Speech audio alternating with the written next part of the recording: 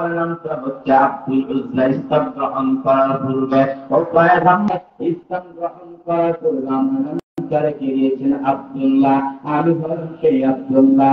নবী বললেন আমার আব্দুল্লাহর বাচ্চা ছোট জমি সকাল বেলা একটা কাপড় পরিধান করে, বিকালে একটা কাপড় পরিধান করে, কিন্তু এখন দেখা যাচ্ছে আমার আব্দুল্লাহ একটা কাপড় না।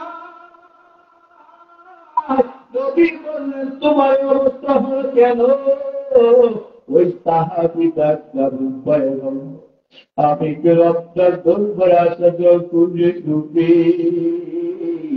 আমার কাছে বলেছে মুহাম্মদের দরবার ছাড়তে হবে, নতুবা আমার দরবার ছাড়তে হবে। আমি বললাম হে দাদা, আমি সব জানতে পারি, কিন্তু মায়ের দরবার ছাড়তে পারবো না। এই কথা যখন আমি বললাম, চাচা বললেন যেহেতু মুহাম্মদের দরবার ছাড়তে পারবা না, তাহলে সকল কাপড়গুলো দিয়ে দাও। উদ্দেশ্য হলো আমি উলঙ্গ হলে অবস্থান করতে গেলে হতে পারবো না। আমার মাকে বললাম একটা কাপড়ের টুকরা দেয়, ওই কাপড়ের টুকরা দিয়ে অবস্থান ছাড়াই গা নদীতে চুলে একটা নজরে দেখতে পারছি থাকবে না। ও পয়গম্বর এইভাবে বলার পর আমার একটা কাপড় দিল, সে একটা কাপড়ের টুকরা নিয়ে একটা নজর দেখা শীতের মধ্যে আল্লাহ করবেন। আরো বলেন নবী প্রকাশনার পরে নবী আল্লাহ নবী বললেন হে আব্দুল্লাহ, তোমাকে দুইটা কাপড় দিলাম। এরপর কেবল সাহাবীকে আব্দুল্লাহর বাবা নাম বলা হয়। নবী বললেন হে আব্দুল্লাহ, আব্দুল্লাহ চোখে পরে কান্নার পর আর আমার মন কোন আকাঙ্ক্ষা।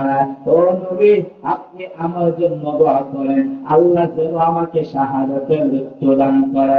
নবী আমার সাহাবীর জন্য যখন দোয়া করলো, সাথে সাথে সাহাবীর জন্য দোয়া করলো হয়ে গেছে। হঠাৎ করে একটা সূর্যাস্ত আব্দুল্লাহ রাস্তার মধ্যে দুনিয়া থেকে বিদায় হয়ে চলে গেছেন।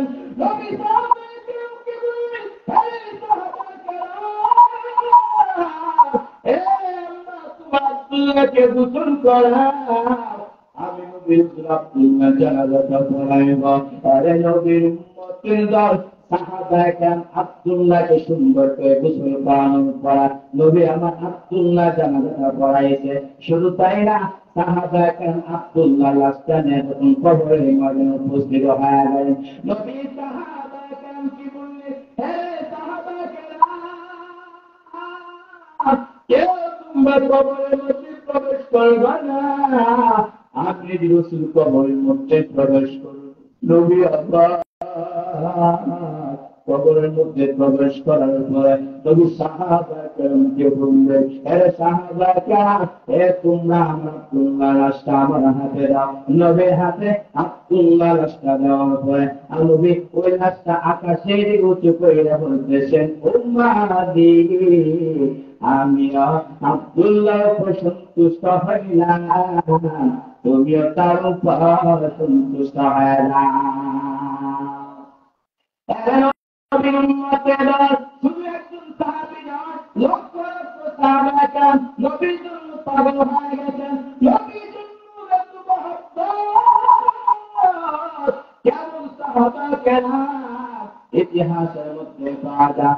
আল্লাহ নবীর একজন সাহাবী ছিল বেলাল হাবশী রাদিয়াল্লাহু তাআলা আনহু। আল্লাহর প্রতি কত মহব্বত, বেঈমানরা যখন বেলাল আক্রমণ করে, বেলাল যখন জুড়ে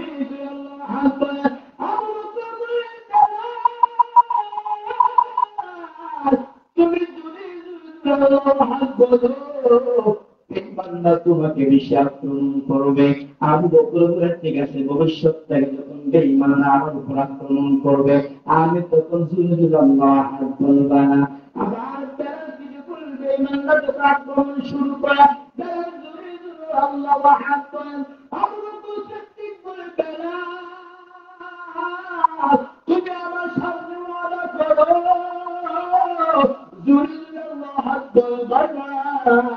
কিন্তু বেঈমানরা যখন তোমার উপর আক্রমণ করে তখন তুমি শুনে শুনে আল্লাহ হাত বলো কেন? যারা দেখ যাবে এরা আকুল সৃষ্টি বেঈমানরা যখন আমার উপর আক্রমণ করে আমি তখন শুনে শুনে আল্লাহ হাত বলি, তখন আমার একটা মজা মধু লাগে, আমার সব দুঃখ কষ্ট দূর হয়ে যায়।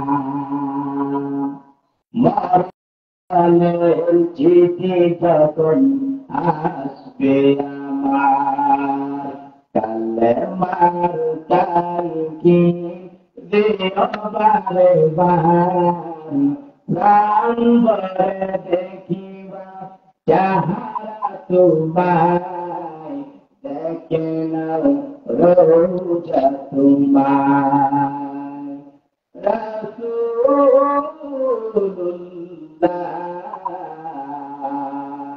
কেউ ভাই হবে আমার ও মদিনার পথে তুমি মাতামানি পেলে সুরমা বলি তেরা কাতান দোরে আদার দেখে নাও রোজা তোমার রাসূলুল্লাহ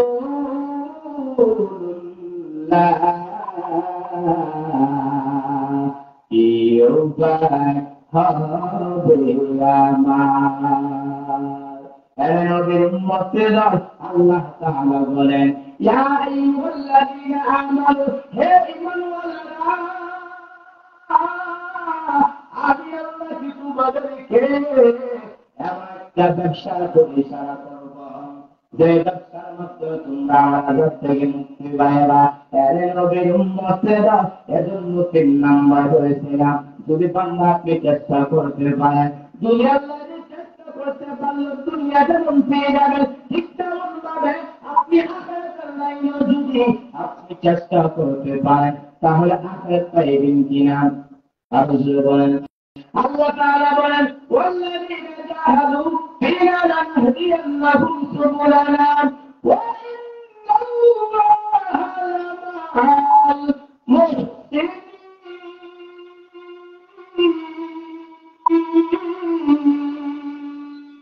আল্লাহ বলেন যারা আমি আল্লাহকে পাওয়ার উদ্দেশ্যে চেষ্টা করবে আমি আল্লাহ বান্দাদের রাস্তায় দেখা দেব।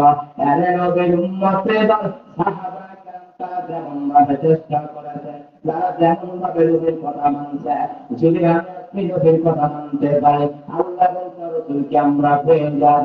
এরে নবীর উম্মতেরা এজন্য বান্দা দুনিয়ার মধ্যে চলতে অবস্থায় আপনি দিনের লাইনে চলতে চান, আপনার দ্বারা গুনাহ হয়ে গেছে, আপনি যদি গুনাহের জন্য তওবা করেন আল্লাহ মাফ করবে কিনা?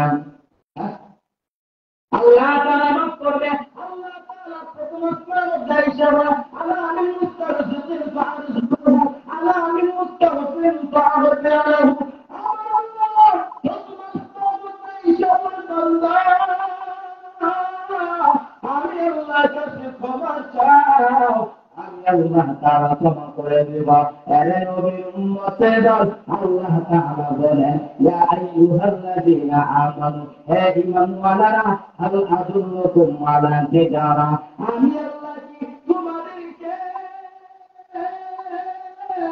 এমন একটা ব্যবসা করব যার মাধ্যমে তোমরা আযাব থেকে মুক্তি পাইবা।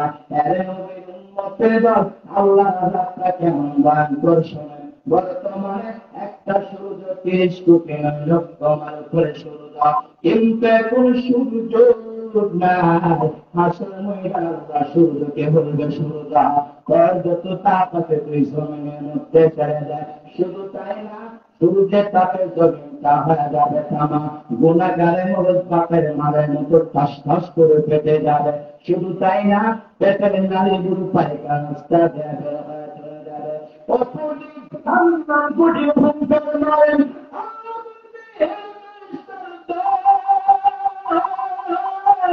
তোমরা জাহান্নাম কি বর্জন করো। ফেরেশতারা জাহান্নামকে ধরতে পারে না। আমার আল্লাহ তাআলা কুদরতি হাতের মাধ্যমে সামান্য একটু পানি যা ফেরেশতাকে বলবে, এরে ফেরেশতারা তোমরা জাহান্নামে গেছে, ফেরেশতারা যখন